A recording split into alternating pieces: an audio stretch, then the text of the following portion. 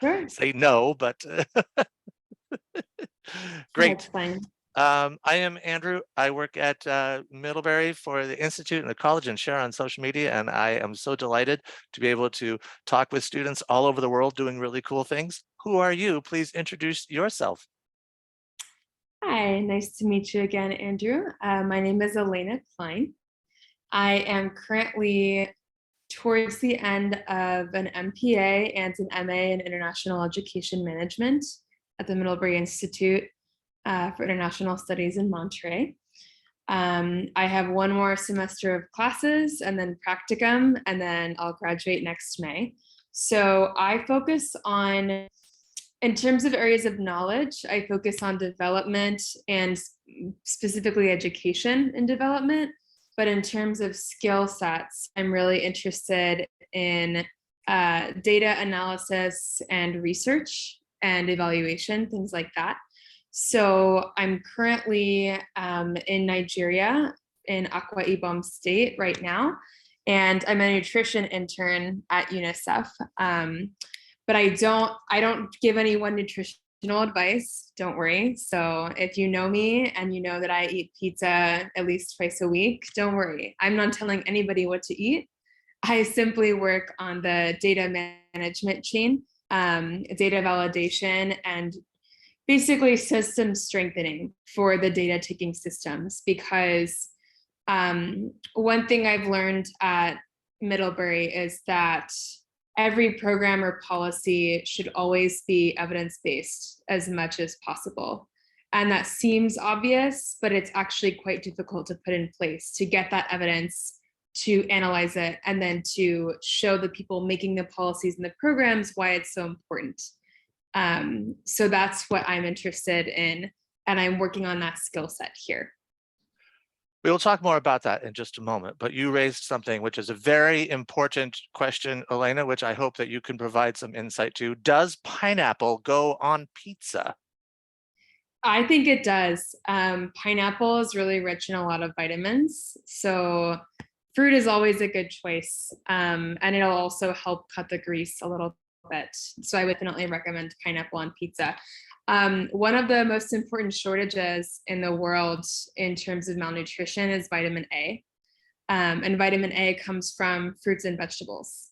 So vitamin A is important for your vision, especially when you're younger. In the first 5 years of your life, it's essential. And vitamin A deficiency is the leading cause of preventable blindness in Nigeria and in many other countries elsewhere. And the easiest way to prevent it naturally without supplementation is to eat as many fruits and vegetables as you can, assuming that they are washed in clean water or boiled. And then pizza, they're cooked in the oven, so you're good. You gave a great data-driven answer to that fun question. Thank you very much. That was awesome. You said you're entering your final semesters as a student at the Middlebury Institute.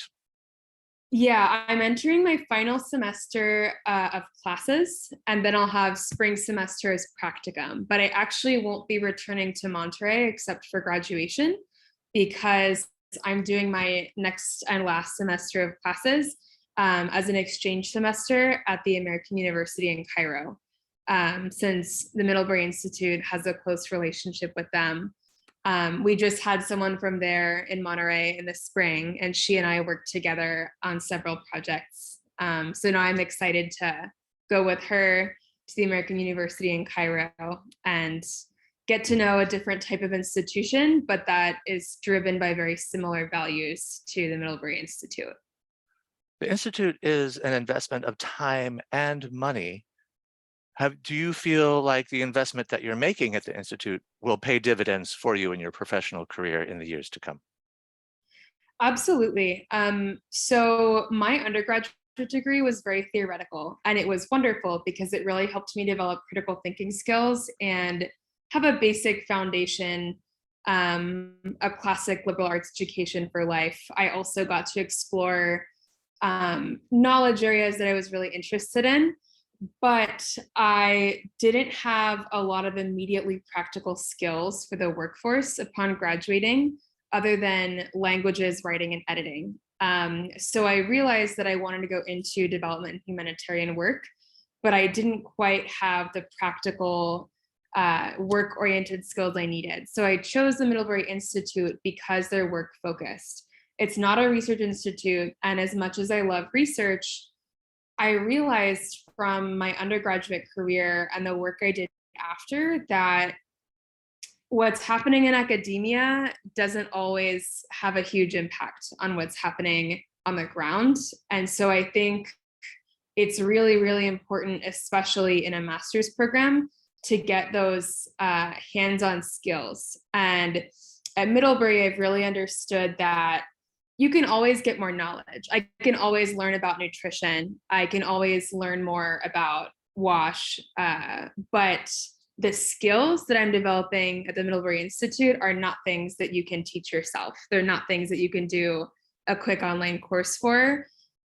Things like organizational leadership and management, project design and assessment, those all need to be interactive with the hands-on help from an instructor and from your classmates. So I think I definitely made the right choice with where I went to graduate school. The skills I'm learning are versatile. I never thought I would end up in nutrition, but the skills that I was learning for education are easily applicable to nutrition, and they would be easily applicable to most other fields in development and humanitarian aid. So I definitely feel like it will pay off, and it's absolutely worth it. It already has. I've wanted to work for the UN since I was little, and well, I'm just an intern now, but I've applied and applied and applied, and I got close, but I never actually got it. And then the Middlebury Institute, not only do they train you for practical things, but they're really good about partnerships. So they're really, really good in the Career Center about setting you up with opportunities. And what I'm doing now, the opportunity was only open to Middlebury students.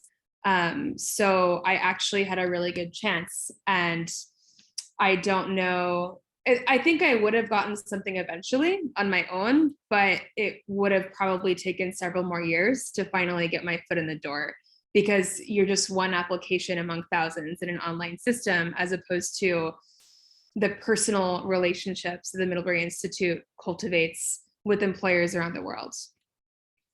That's an interesting thing, the balance between it looks good on your CV and it helps you achieve your own personal goals of what you want to do as a human on our planet. What's that balance like for you to walk that line in your internship now? Well, I think that the internship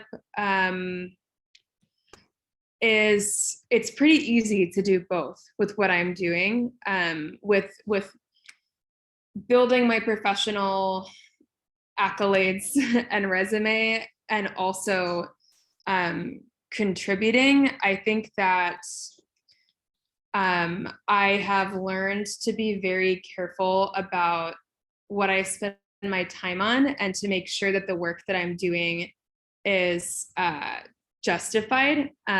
So right now, I'm getting a stipend from Middlebury and from a donor in particular, but I'm also getting some assistance from the UN, of course. So it's an expense for the UN to have me here. And so I need to make it worth it to them. And that's something that I'm very aware of, particularly after a GA position that I had in December and January with Professor David Wick in the education department.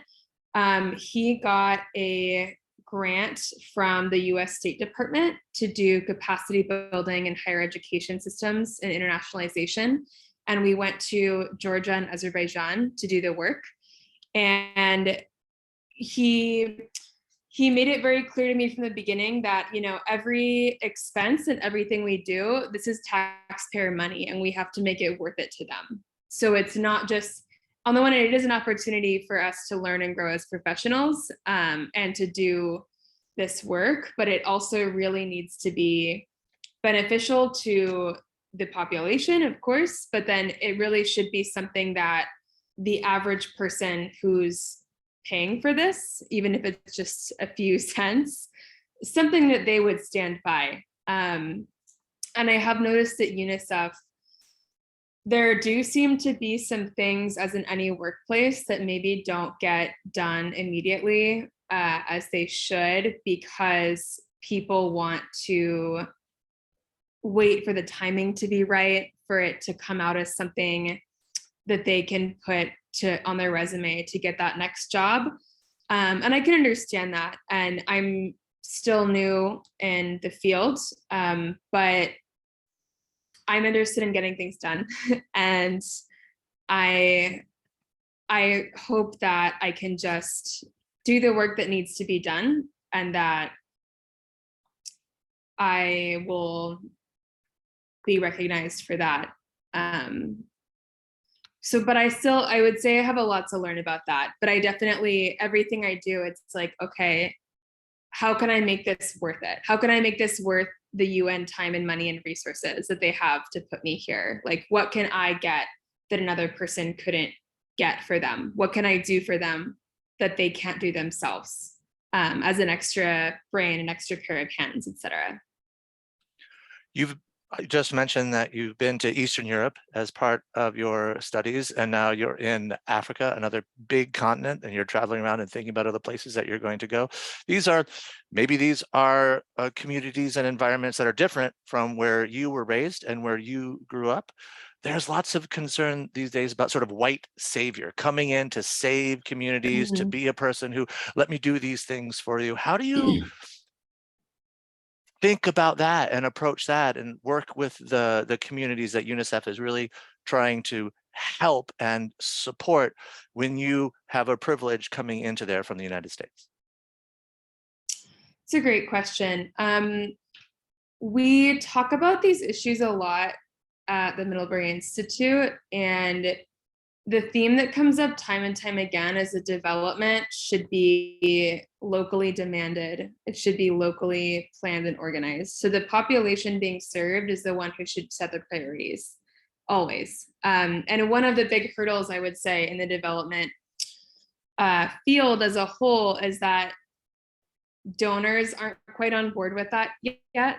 So a lot of people implementing programs, they want a lot more input and participation from the populations that they're serving. But the donors often ask for things that aren't possible if you're going to involve the local population more. So I always try to listen as much as I can before making any suggestion, because I'm not an expert in the region and all of my colleagues are. Most of my colleagues are Nigerian staff, so that's also very helpful because I try to follow closely how they act and what they do. And at the end of the day, I'm an intern, so I know my place. As a non-expert, as a beginner, as a guest of some sort. And I think it's also important, especially in system strengthening, to highlight the things that are working and the things that people are doing really well already. So that was something that I learned from Professor David Wick in Azerbaijan and Georgia. The focus for system strengthening there and capacity building was not on what we could teach them, it was what they could teach each other. So these education professionals very rarely have opportunities to gather and discuss and have a dedicated time and space to think about things like internationalization.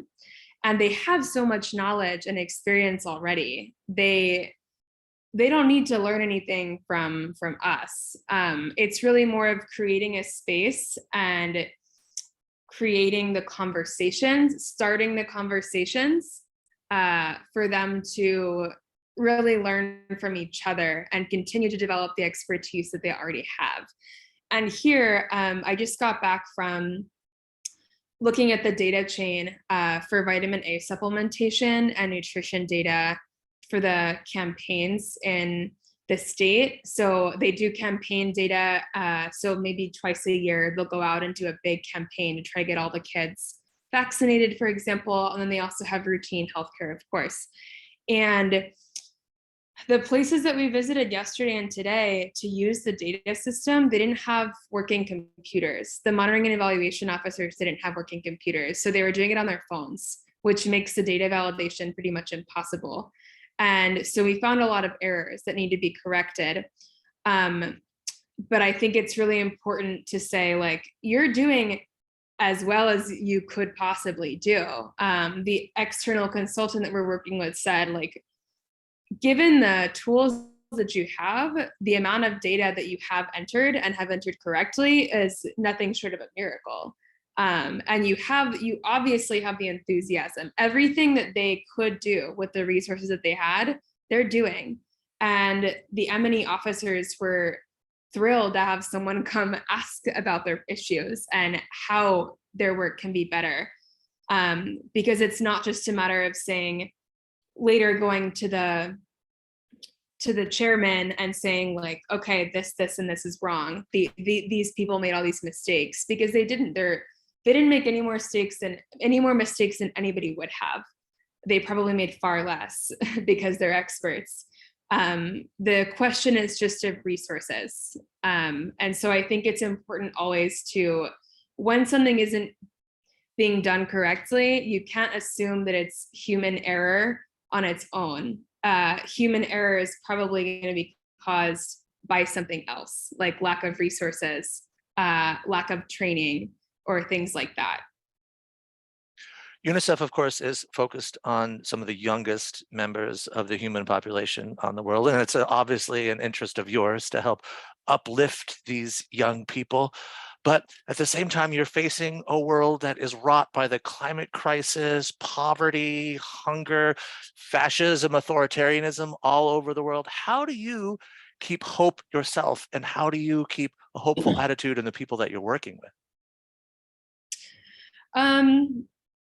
My hope definitely comes from the younger generations. I used to be a teacher, and before I was a teacher, I was a very pessimistic person. And then after I started teaching, I used to work with adolescents, and I saw kind of the rage and the anger and the sense of action and urgency. And I think that young people are really ready to make the changes that need to happen in the world, in their communities, and beyond. And I think also now working at UNICEF, seeing the mothers and how hard the communities work, especially the women in the community, but not only the women in the community, to make sure that the word is out. Everyone needs to bring their babies, their toddlers, for vitamin A supplementation. It's important for your health, for measles vaccines. You should also get your COVID vaccine as an adult.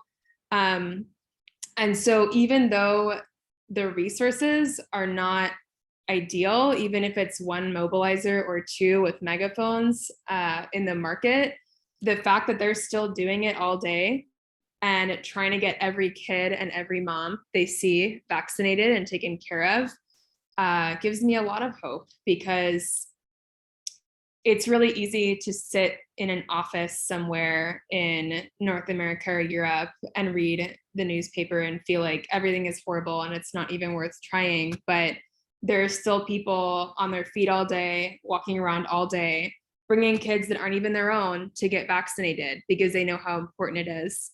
And there are several organizations working on that, and dozens of people that dedicate their lives to that year round to make sure that these campaigns happen. So it definitely restores your faith in humanity a little bit. You've just done that for me a little bit. Thank you. The last part, thank you so much for taking some time to hang out and talk with me this morning. It's always fascinating to hear the work that students are doing out there in the world. If someone is considering the Institute, they may have some ideas of what they want to study, or they may just want to start and get inspired by the community at the Institute in Monterey, like you did. Like, I didn't think this was going to be something I would do. What would you say to someone who is on the fence about if they should go to the Monterey Institute of International Studies? So I would say if you're really interested in international and intercultural work, this is the place to go. And if you're really interested in hands-on work experience and in learning that is directly applicable to your next job, this is the place to be. I chose Middlebury because I wanted to continue studying Arabic, and it was the only graduate school I looked at that would offer language courses in a serious way that would actually contribute to my degree. It was the only place that really valued it enough to say these intercultural language skills are an important enough part to where they need to be part of the curriculum. And I would say it's also really versatile. So I ended up doing the MPA IEM program because I looked at the skill set I would develop and I thought, okay, I have a lot of different directions I can go in. I could work in study abroad. I could work in citizen diplomacy. I could work in development and education. I could work in learning in an organization for development or humanitarian work. And I feel like no matter what happens with the economy or another pandemic or the political situation, I definitely will be able to find a job that interests me with the skill set that I have.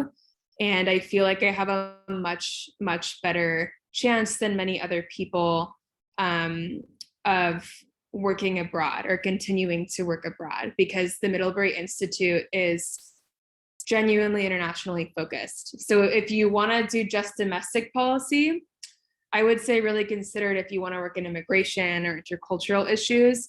But it's really the best place to be for internationally focused students. Thank you. I'm going to stop. Oh, thank you so much. I'm going to stop recording, but let's hang out here on Zoom so we can say goodbye outside of the recording studio. Okay, I'm so sorry I talked so much. No, it was no. Save that apology for you. Anyway.